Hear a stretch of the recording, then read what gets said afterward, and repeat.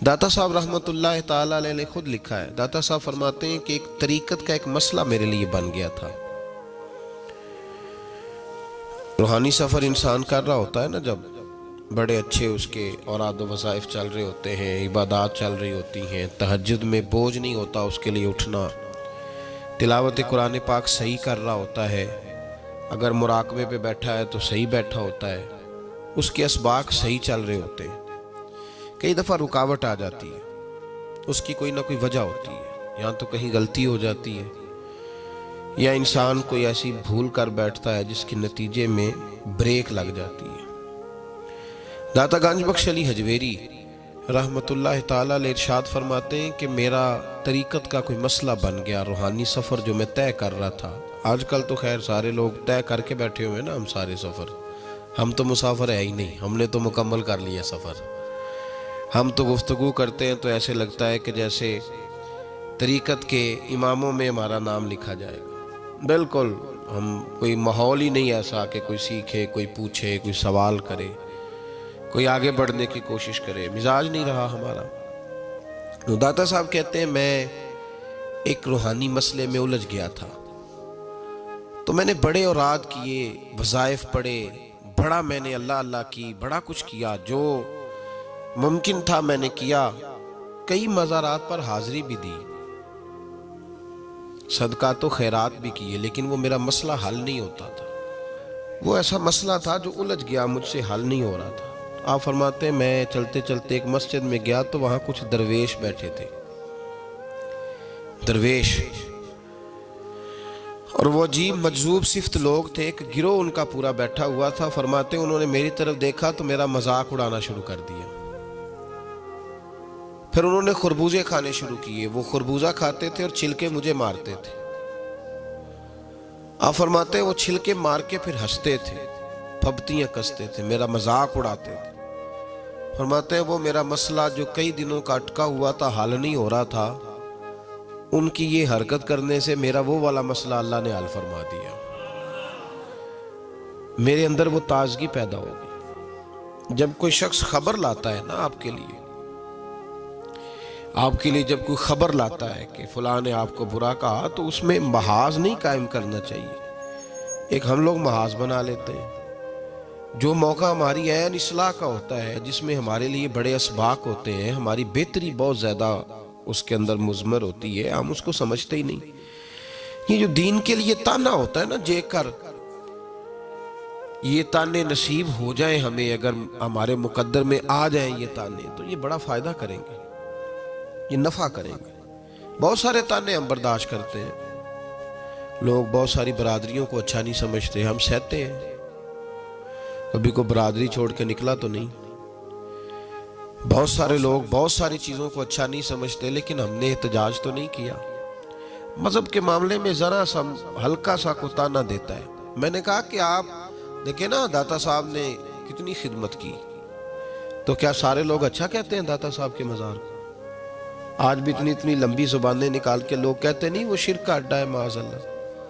بابا فرید علیہ رحمہ زہد الانبیاء، شیخ الاسلام، تو کیا ساری دنیا ان کو صحیح کہہ رہی ہے آج بھی؟ تو یہ تو بھئی لطف ہے، آپ اس لطف کا رنگ کیوں خراب کرتے ہیں؟ اس کا ذائقہ لیں، اس طرف بھی توجہ کریں، اس پر غور کریں۔ میرے اعلیٰ حضرت فاضل بریلوی رحمت اللہ تعالی علیہ، اعلیٰ حضرت رحمت اللہ علیہ کے زمانے میں ہی لوگ انہیں مجدد کہتے تھے، ان کے زمانے میں ہی انہیں امام اہل سنت کہا جاتا تھا۔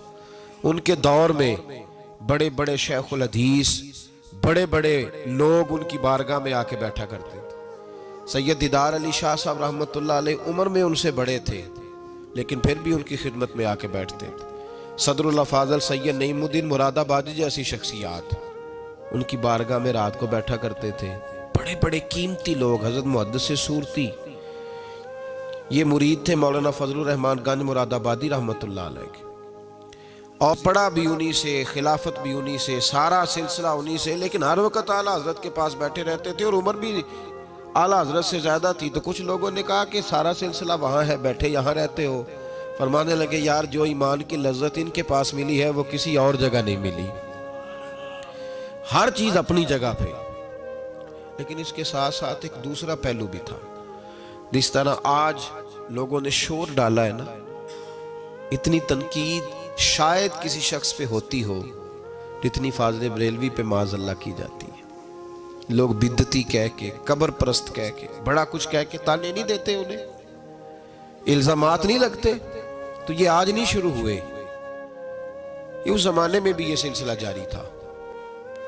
حضرت مولانا ظفر الدین صاحب بہاری رحمۃ اللہ تعالی علیہ بہت بڑے عالم تھے، بخاری کی شرح فرمائی اور اعلیٰ حضرت کے خلفاء میں سے تھے، بڑے قابل آدمی تھے، بہت بڑے عالم تھے. تو پیار بھی بڑا تھا. جس سے محبت ہوتی ہے اس کی غیرت بھی انسان کے دل میں ہونی چاہیے. تو خطوط پڑھنے کی اور جواب دینے کی ڈیوٹی بھی حضرت مولانا ظفر الدین بہاری رحمۃ اللہ علیہ کی تھی. تشریف فرما تھے، بیٹھے ہوئے تھے تو خط آتے تھے. اب ہمارے ہاں ٹیلی فون آتے ہیں، کام آسان ہو گیا ہے. پرانے زمانے میں خطوط آیا کرتے تھے اور خطوط کے جواب لکھنا ایک بہت بڑا کام ہوتا تھا.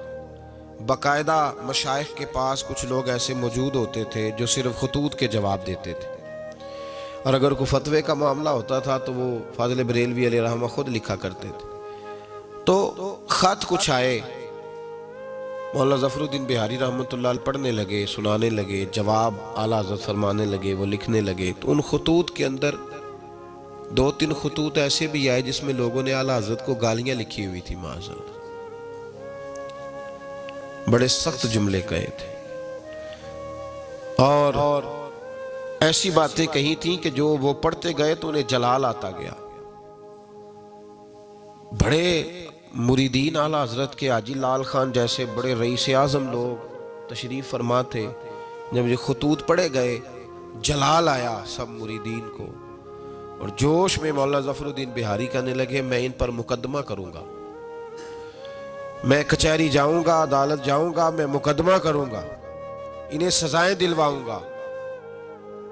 اعلیٰ حضرت رحمۃ اللہ علیہ مسکرا کے ان کا چہرہ دیکھنے لگے، فرمانے لگے اس طرح کر، ان کو بند کر اور یہ میرے سے چابی لے، فلاں الماری کھول، اس کے فلاں دراز میں کچھ خط پڑے ہیں وہ بھی نکال کے لا. آپ کہتے میں گیا، وہ خطوط میں نکال کر کے لایا اور لا کر میں پڑھا. ان کو کھولا تو کسی نے اعلیٰ حضرت کو امام اہل سنت لکھا ہوا تھا، کسی نے لکھا تھا مجدد آپ، کسی نے لکھا تھا کہ ہندوستان کے حسان بن ثابت بھی آپ ہی ہیں رضی اللہ. کسی نے کوئی لقب دیا، کسی نے کوئی. اعلیٰ حضرت فرمانے لگے ظفر الدین اس طرح کر یار، انہوں نے میری تعریفیں کی ہیں، پہلے انہیں جائیدادیں بانٹنا، تو پھر تنقید کرنے والے پہ مقدمہ بھی کر لینا. انہیں پہلے جائیدادیں بانٹنا، ان کے لیے انعام کا اعلان کر. اور پھر بڑا خوبصورت اور قیمتی جملہ جو صوفیاء کی روحانی تربیت کے لیے بڑا قیمتی ہے، بڑا خوبصورت جملہ کہا. آپ فرمانے لگے مجھے بتاؤ تو صحیح میرا ان کے ساتھ ذاتی جھگڑا کیا ہے؟ یہ جو مجھے گالیاں دیتے ہیں، میرا جھگڑا کیا ہے ان کے ساتھ؟ کوئی زمین کا میرا ان کے ساتھ لین دین کا معاملہ؟ کیا جھگڑا ہے؟ جھگڑا یہ ہے کہ یہ کہتے ہیں جیسا علم نبی پاک کو ہے ویسا جانوروں پاگلوں سب کو ہے، تو میں انہیں کہتا ہوں تم کفر بکتے ہو. یہ کہتے ہیں لاٹھی تو فائدہ دیتی ہے، محمد اور علی تو اتنا فائدہ بھی نہیں دیتے، تو میں انہیں کہتا ہوں تم کفر بکتے ہو. یہ کہتے ہیں اللہ جھوٹ بول سکتا ہے معاذ اللہ، تو میں کہتا ہوں تم کفر بکتے ہو. یہ کہتے ہیں حضور کے بعد بھی کوئی نبی آئے تو ختم نبوت میں فرق نہیں پڑتا، تو میں کہتا ہوں تم کفر بکتے ہو. یہ کہتے ہیں گدے بیل کا خیال آئے تو نماز نہیں ٹوٹتی، نبی پاک کا آ جائے تو ٹوٹ جاتی ہے. تو فرمایا میں انہیں کہتا ہوں میرا ان کے ساتھ جھگڑا کیا ہے؟ یہ بس جھگڑا ہے. فرمایا چل ظفر الدین انہیں مجھے گالیاں نکالنے دے، جب تک مجھے گالیاں لکھتے رہیں گے میرے نبی کی توہین میں تو کوئی جملہ نہیں نہ لکھیں گے. لکھنے دے مجھے گالیاں. جے کر یار دے نام دا ملے میڑا، چولی پالے یہ پنجے سٹیے نا. تو یہ کر یار دے نام دی ملے سولی، چوٹا چوٹ لئیے پیشاں ہٹی. ہمارے بزرگوں نے ہمیں سکھایا ہے ملامت نفع کی چیز ہے. جب آپ حق بات کہتے ہیں تو بہت سارے لوگ ایسے ہوتے ہیں جن کو وہ بات اچھی نہیں لگتی. اپنی طبیعت کے اندر یہ تازگی پیدا کریں. درس یہ ہے آج کا کہ یہ تازگی اپنی طبیعت میں پیدا کریں، اور بڑی جلدی پریشان ہو کے بکھر جانا، بلکہ کچھ ساتھی بکھرتے ہیں، کچھ بکھرتے ہیں، بالکل بکھر جاتے ہیں. آپ بکھرے نہیں. اگر کوئی شخص 2 منٹ کے لیے کیا ہی دیتا ہے کہ پتہ ہے مجھے تو پہلے کیا تھا، آج تو نے وہاں جا کے داڑھی رکھ لی ہے، تو اس سے آپ کی داڑھی کا ثواب بڑھ جائے گا، کم نہیں ہوگا. اس سے آپ کا اجر اسے بڑھے گا، آپ کو فائدہ زیادہ ہوگا. جتنی نیکی دقت کے ساتھ ہوتی ہے اتنا اللہ اجر زیادہ عطا فرماتا ہے.